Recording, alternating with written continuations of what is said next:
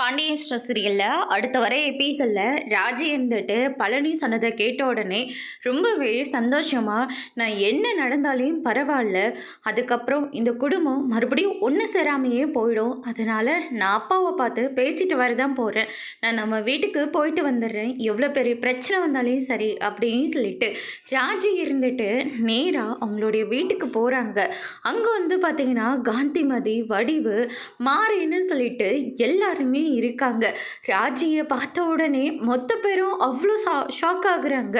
ராஜி நீயம்மா உள்ளவா அப்படின்னு சொல்லிட்டு காந்திமதி வந்து கூப்பிட்டுட்டு போகிறாங்க. என் தங்கமே, இத்தனை நாள் கழிச்சு இந்த வீட்டுக்குள்ளே நீ வரையே, உன்னை இந்த வீட்டுக்குள்ளே பார்த்து எத்தனை நாள் ஆச்சு அப்படின்னு சொல்லிட்டு ரொம்பவே ஃபீல் பண்ணிட்டு இருக்காங்க.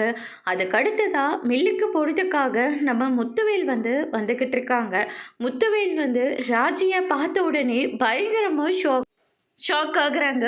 அதுக்கு அடுத்ததா அப்பான்னு சொல்லிட்டு நம்ம ராஜி இருந்துட்டு கட்டி படிச்சுக்கிட்டு இருக்காங்க.